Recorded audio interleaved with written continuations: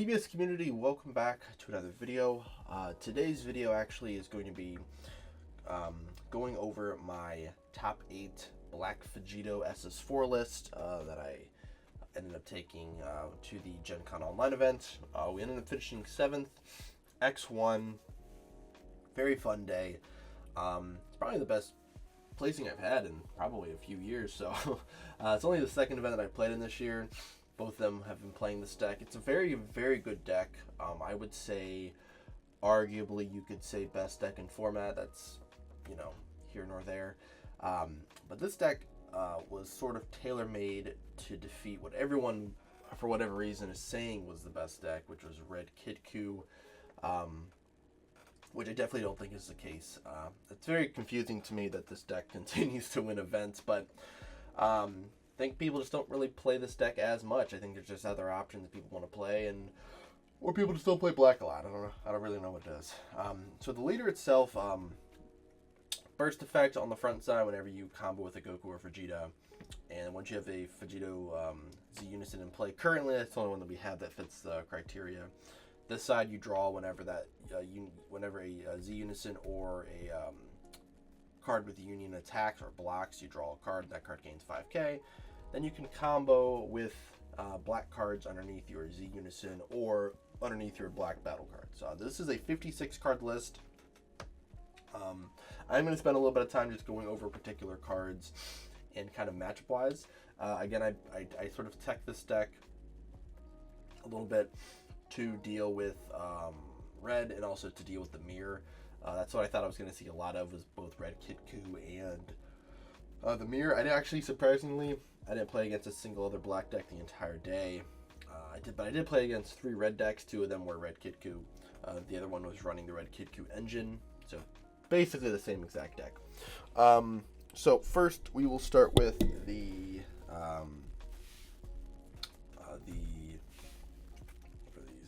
cantrips. Sorry, my brain stopped working there for a second. So we have the 8 cantrips here. You play, these are all bursting cards. So these are both limit 1. You burst, Goku draws, Vegeta searches top 5. So these give you a card in your drop, which will help funnel your awaken.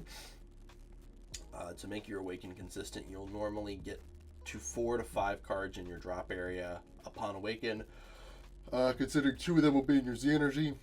And since you do burst on the awaken side anyway, so this bursts you a card, you combo, the burst you another card. You have 2 in there now, you have 1 in your Z energy, and then the next turn you combo, you put 1 in there, you have 3, and then you'll be able to at least have 5 if you attempt to swing again before you awaken. You'll have 6, right? Then we have the combo Goku Vegeta as well. I run these both as a 3F. This is sort of how I allow myself to turbo awaken every single time. So I think every game I did this particular play to allow myself to awaken. So if you have 2 or more energy, when one of these, when a Goku or a Vegeta is in your combo area, and you combo the corresponding partner target. So for this card, obviously it's Vegeta or a Vegeta card, and then Vegeta is for Goku. We have 2 more energy. When this card is comboed after that card is in the combo area, this effect will then trigger. And then at the end of the battle, this card gets placed in the Z energy from your drop area. Now what's cool is that if your opponent decides to Broly one of these cards, which I think is a really terrible card to deal with this deck. I don't know why people think it works. You'll if they somehow if they want to Broly this card, I didn't do this all day just because no one actually wanted to Broly me because I always comboed over it. But this card would actually get played from the drop area into your Z energy. So even if they Broly this card, it goes to your Z energy. I'm pretty sure that's how that function works by reading the card. So regardless, anyways, yeah, that seems to be a tech option that people are attempting to use against against Vegito. The way to get out of it is if you have 2 or more energy on that turn, you'll combo with one of these or a Goku Vegeta, and then you combo with both of these. And I did that 3 out of my 7 games, and if my opponent had a Broly in their hand, they didn't use it because they realized it wasn't going to matter anyways. And then those 3 cards, basically 2 of them went to my Z energy, and then I was able to overwhelm, and I drew right back into my hand size, so losing the 3 cards from hand doesn't really matter. But this card, they're both also overwhelms. This is a crit. This is a draw 2, discard 1. So they're both very, very good cards. This card not so much, but you do need to run both of them so you have the combo pieces. And then a lot of the times I would just wait till turn 2, so especially against Kid Ku. If you go second, they're gonna hope that you attack into them. So like if you combo 1 card, you're not gonna have 2 energy. They can just Broly you, and then they can combo off their own 1 drops. That way they can water on their next turn. You just don't attack. You force them to attack, so that way they have to spend the energy on water, and now they only have 1 energy up, which meaning they either have to play something, which they're not going to, or they're going to keep 1 up for explosive dance. Then if you can get to an attack, then you'll be able to combo a starter or just another copy of the Vegeta and Goku, and then you can combo one of these, and then you get to your 2, right? And then the last, well, not really the last duo, but the last of the smaller cards is going to be the promo.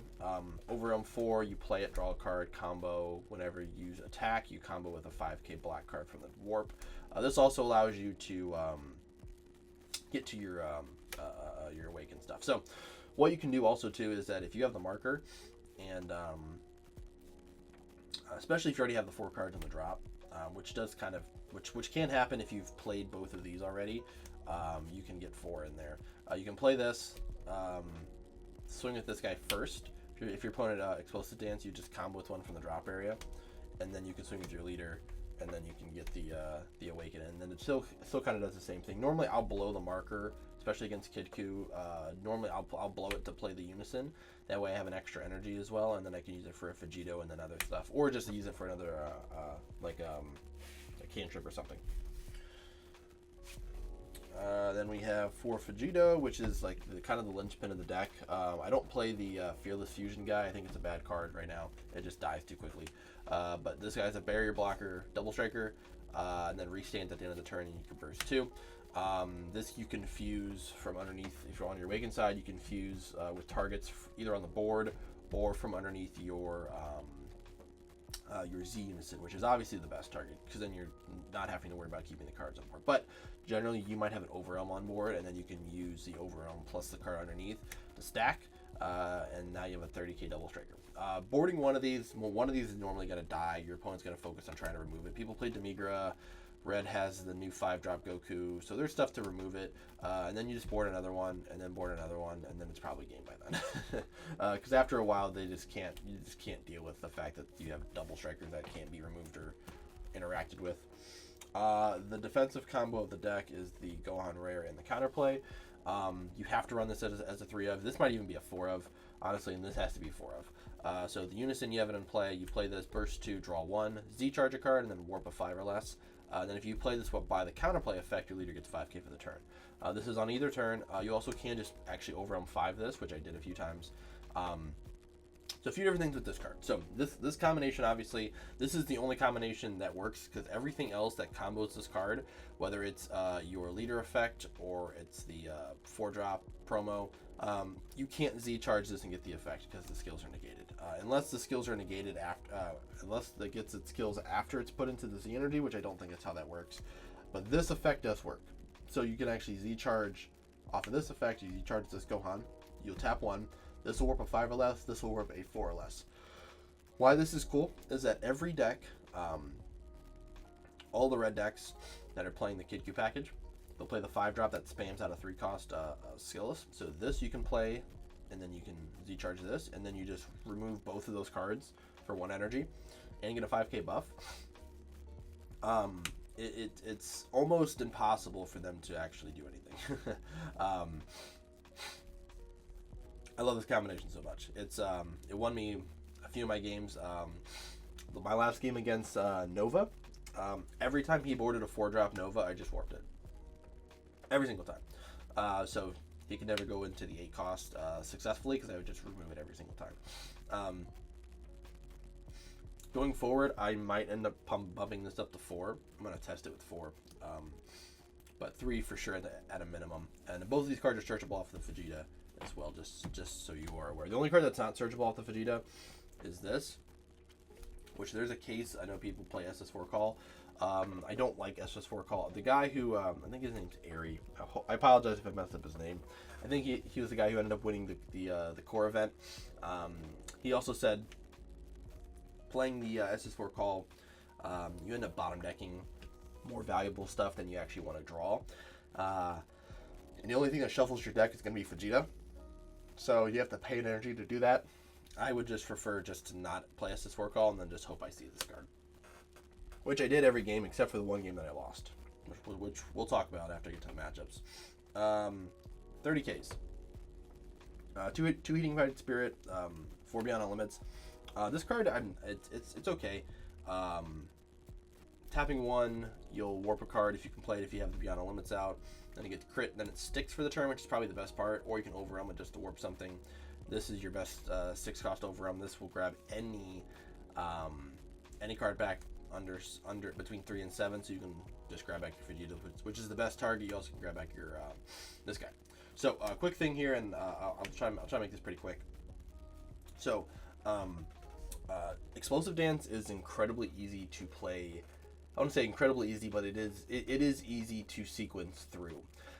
If a red deck slams Explosive Dance with no other energy up, you can still kill them. I think I killed 2 out of the 3 red decks that I played against today, swinging through Explosive Dance. It's very simple with this leader how to do it. You just have to sequence correctly around it. So one big thing is these are all your 30Ks, and your leader effect with the combo effect, as well as grab the other guy just so I can talk about this real quick.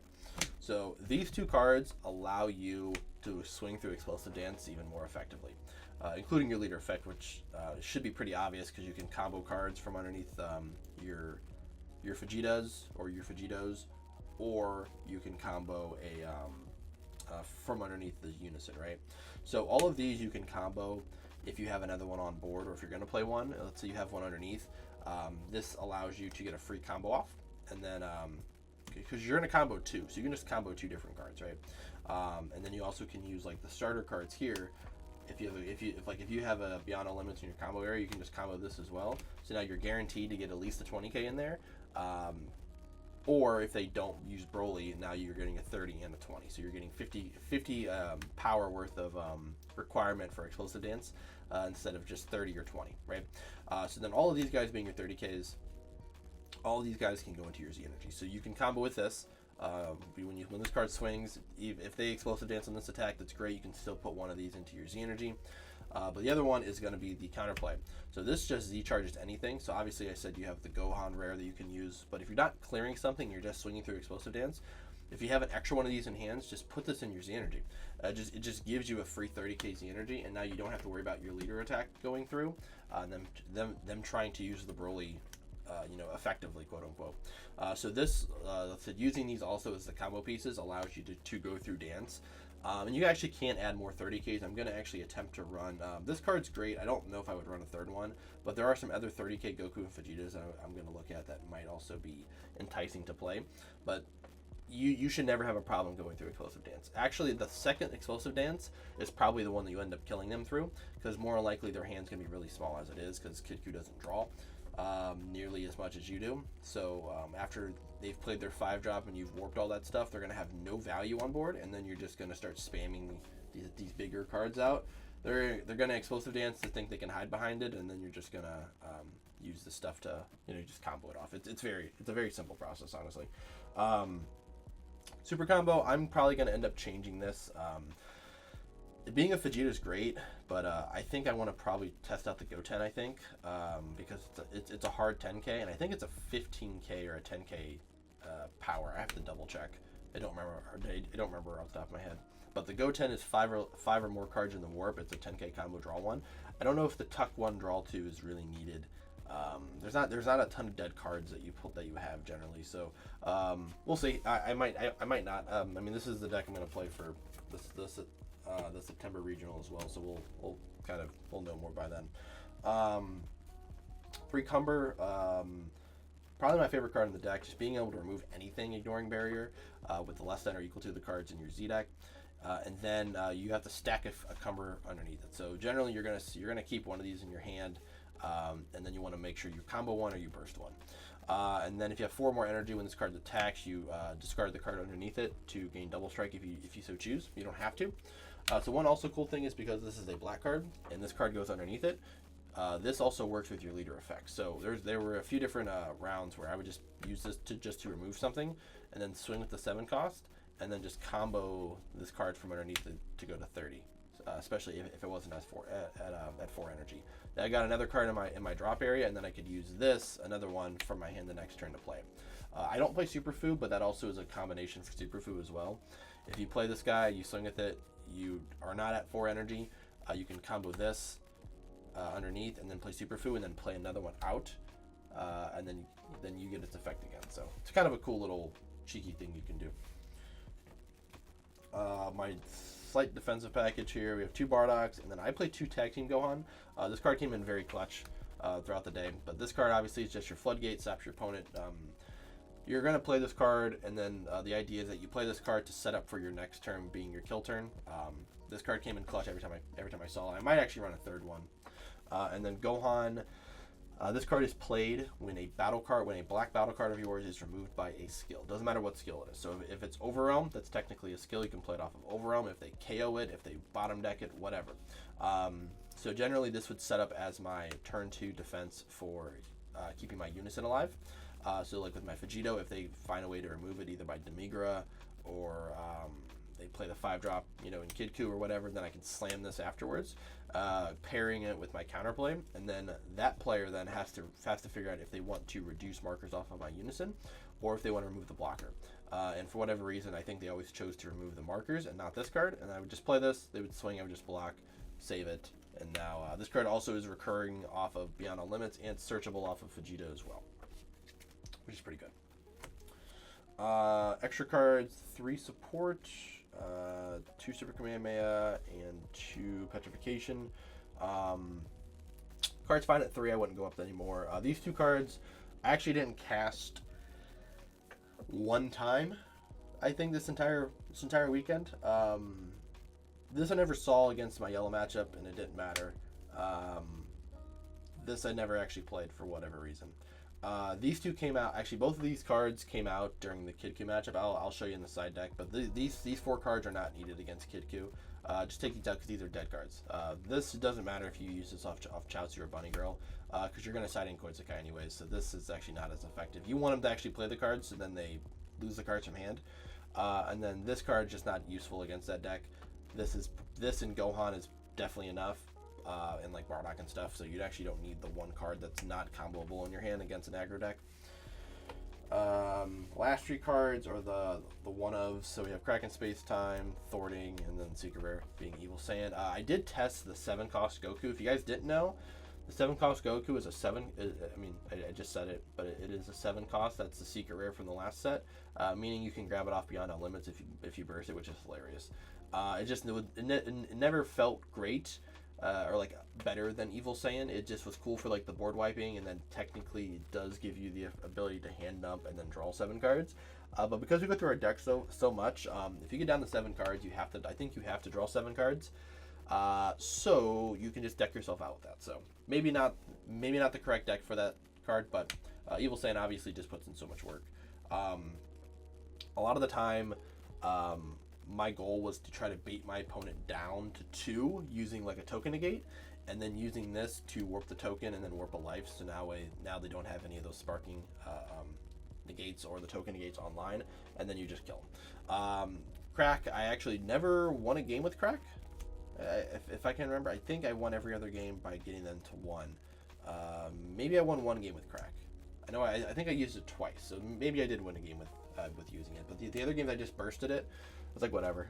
This is a potential 2 of, maybe, to think about, just in case you burst the 1 and then your opponent thinks you don't have Kraken Space Time, and then you're actually running a second one. So, Z deck. So Z deck is pretty. I want to say standard. There's some changes I would like to make if I had the ability to.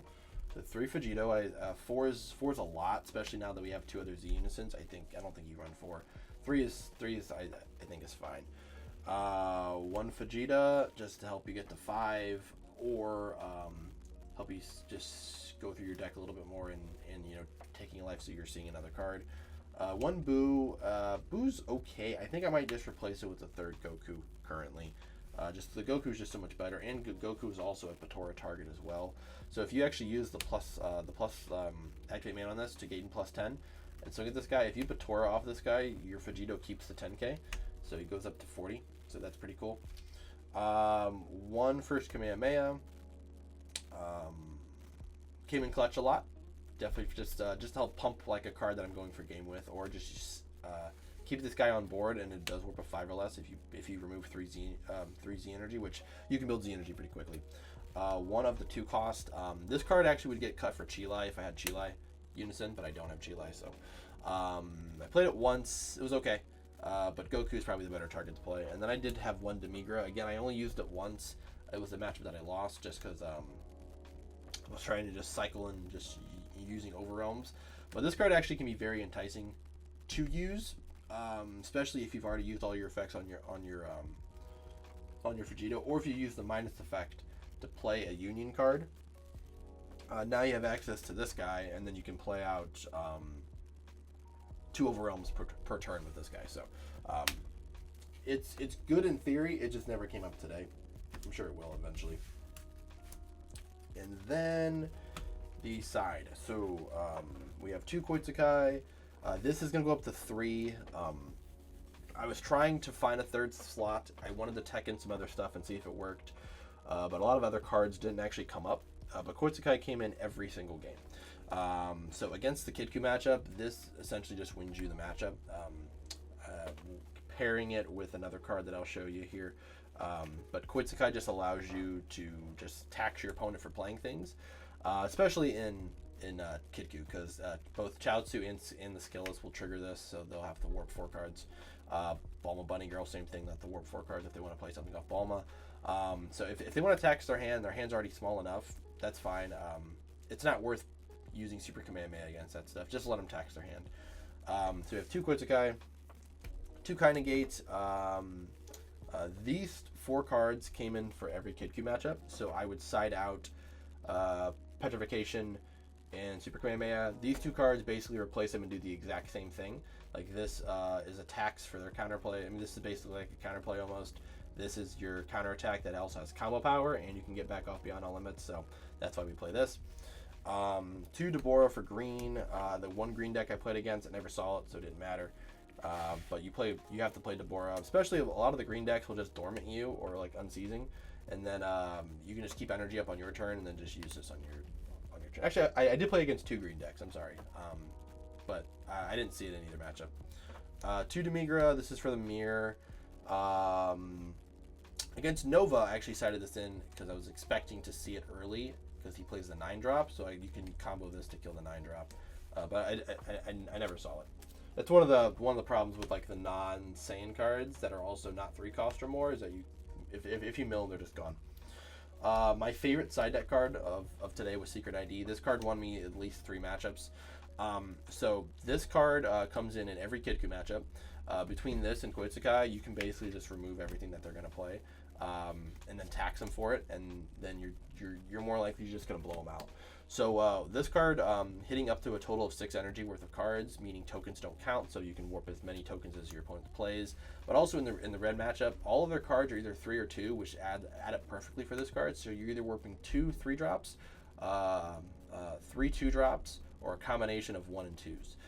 So this actually allows you to remove, Chaozu, Skillless TN, and a 3-drop, or like a 1-drop, the 5 cost, or any combination of those cards. You basically can just pick whatever they have on board, and then you just remove everything. And then obviously if you pair with the Koitsukai, now if they decide to Chaozu or Bulma Bunny Girl, they're going to warp even more cards. And once you start removing those Skillless cards from their board and putting them in the warp, the deck just turns off. Kidku can't do anything. So this needs to be, I think, in any Vegito side. You decide this card in. Also, it's a 25k. So what's cool about that is now being a 25k, you also have Bardock as a 25k. comboing these cards and putting them into your Z energy now turns on your Cumber to attack, but also gives you another card that you can match up with for your 30Ks or your secret rare, so that way you can swing through stuff. And then I have 5 one-ofs here. So Petrification was for green decks and for the black mirrors. Came in once and never saw black, so I didn't use another one. Another Gohan tag team, which was for red, as well as technically green as well. If they wanted to play Faded Rivals, I can play this. Third Cumber came in for the yellow matchup, the yellow matchups, and worked beautifully. 1 hunt for green, never saw it, and then 1 instant Kamehameha. This will probably end up being the Koitsukai, but the concept of this card is to work very similar to the Secret ID. If you have a black Vegito Xeno in play, you tap 1, you warp up to 6 total energy worth of cards, so it's essentially a 1-cost version of the Secret ID. So the idea was that if I Secret ID'd in my opponent and I didn't have Koitsukai and they just decide to Balma and do all this other shit, then I can just tap 1 and just warp everything else that they play. But also it works if you use Demigra, and if you use the Demigra and you Secret ID, you'll draw 2, discard 2. If they kill this, that's 3 cards in the drop area. You also put 2 cards in the drop area off of the effect anyways, and then you +1, you can put 2 cards back, so then you can actually Secret ID again, which is really funny. That never came up. There was an opportunity to, but it didn't matter because I was able to win the game anyways. So the matchups were, round 1 was Kidku. That was probably the one red deck matchup where I think I went through every single one of my unisons, but at a certain point, I just sort of outvalued him. I think it was on his 3rd Explosive Dance I killed him through Explosive Dance. Second matchup was King Cold. He even admitted, he's like, yeah, I'm just playing a fun deck, which is really cool to see King Cold. I think it's probably one of my favorite green decks to play. So that was cool. Won that matchup. Third matchup was against Cell Reboot, which was my only loss. I put an asterisk next to it. Great player, so it's nothing that he did or didn't do correctly, because he played the game very well. I just didn't see a single Vegito for 4 turns. So 2 of them were in my life, the other 2 were in my deck, and I just never, I mulliganed for them, never saw them, never bursted them. They were just in my deck somewhere, so that happens. So I just couldn't draw cards, unfortunately. Next matchup was, I actually don't remember what my last, next one after that was Balma. So we played Red Balma, which was playing the skillless cards as well. Unfortunately, deck's a little too slow for Vegito. At some point, the more energy that I have, the more I'm able to do, and again, I was able to kill through Explosive Dance. One after that was U7 Frieza, which was super cool. I was scared the entire game of getting hit with Emperor of Universe 7, but he was actually trying to turn the tide me, and I kept unknowing to myself. I guess I was playing around it without knowing I was playing around it. I had one of these in my warp the entire time. I kept recycling it to get rid of cards, but he said because of this card, he wasn't able to go into turning the tide in his Gogeta Secret Rare, because then I can just use this on the Gogeta Secret Rare, because it's in my warp. So obviously, if it's in the drop, it goes back into the deck. But I kept one in my warp, and I didn't even realize I was doing that. So it's kind of funny. One after that was another Red Kidku. That matchup, unfortunately, was I'd say it's kind of one-sided. I warped his first 5-drop, 3-drop combination, and then when I went for the kill turn, I think he had 4 or 5 cards in hand. Again, not his fault. Just Kidku just doesn't draw a lot of cards, and I think Vegito just has a winning matchup into that deck as it is. My last matchup was Nova, which was the most high-intensive game I think I had, just because we both drew through our entire deck. That deck is really good. I don't understand why people said that Nova was bad. But he ended up decking himself out. My last turn, I survived his kill turn, thankfully. And on my turn, I had 1 card left in deck after I drew for turn, and he had 1 card in deck. and I think there's like maybe a minute left in overtime, so I just passed, and then he decked himself out. So it was kind of unfortunate. That matchup could have went either way. So I'd like to play that matchup again just to get some more practice, because that was a really fun game. So, but that is the deck. Questions, anything, let me know down in the comments. There are some changes I'm gonna make to the deck. And I have some ideas I'm going to do for the September regional now that I have my invite, so I can kind of do some experimenting with the deck. So we'll kind of see from here. So thank you guys again for watching and supporting the channel. Again, yeah, I think big thing for this deck is I think this deck probably best deck in format. Green is probably the only thing that kind of hurts this deck, but that's only if you see green. And I have some ideas of how to get around the green decks a little bit. So but thank you guys for watching as always, and I will see you guys in the next video.